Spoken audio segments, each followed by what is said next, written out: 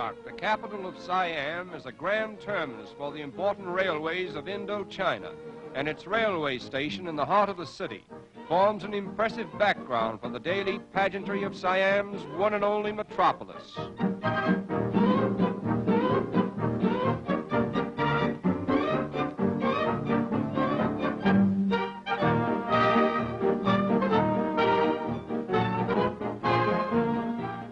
Bangkok is said to cover more land area than any other city in the world except London. Its wide thoroughfares and paved streets are a fitting memorial to the foreign engineers who helped to reclaim the land from canals and marshes. But centuries before this, Bangkok had built its world-famous Buddhist temples, and they stand today as colorful symbols of an abiding faith.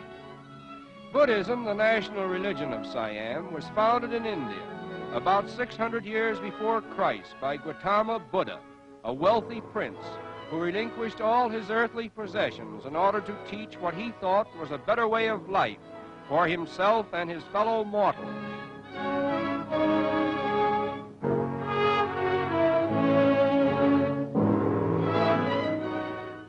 Buddha taught that all the miseries of life were caused by insatiable selfishness and greed.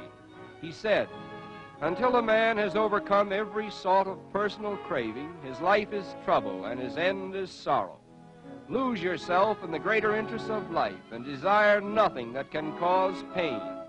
The best of all and the end of all is a dreamless, eternal sleep." He reasoned that man must do right not because some God expected him to, but rather because there is a definite penalty to pay if he does wrong. His teachings were founded more upon reason than faith, and his chief aim was for knowledge rather than morality. Although Buddha desired no symbols or sacrifices or temples in which to commemorate his doctrines, his devoted followers have built thousands of Buddhist shrines throughout India, China, Japan, and Siam. And today, the simple creed that was born in the heart of a young prince over 25 centuries ago is said to have more followers than any other religion in the world.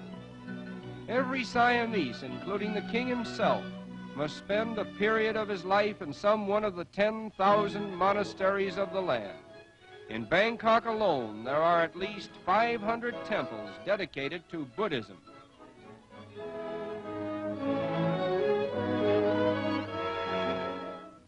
The chief entertainment of the Siamese people is found in national dancing, through which the drama of life is enacted and many a folklore is preserved. In this instance, the demon with the green mask is trying to steal a pearl or a silver ball from the daughter of Neptune, and each movement of her delicate hand symbolizes a thought in the story.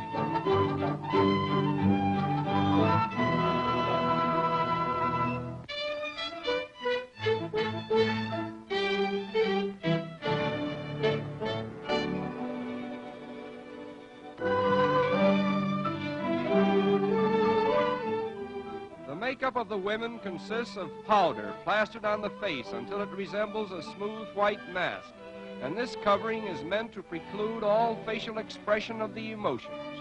Hence, joy, sorrow, pleasure, anger, and fear are expressed by conventional signs.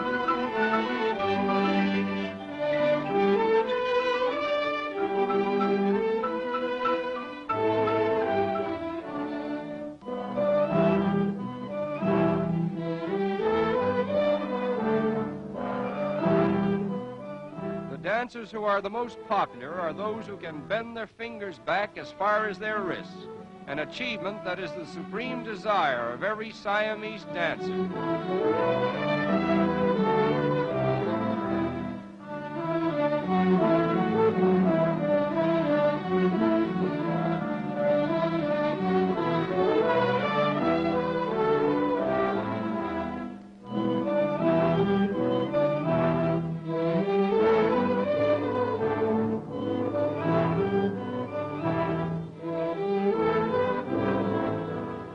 In strange contrast to all the other graven images of Bangkok are two rather humorous-looking statues representing an ancient Siamese sculptor's impression of the first Dutchman to set foot on the soil of Siam.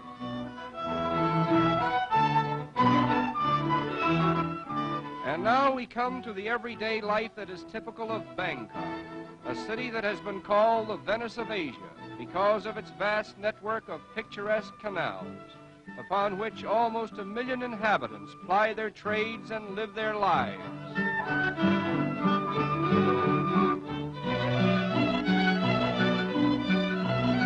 Except for a few railway lines, all travel in Siam is by water. The level of the land being so low and the soil so soft, the construction of roads would not be practical. In fact, for 3 months in the year, much of the land is under water.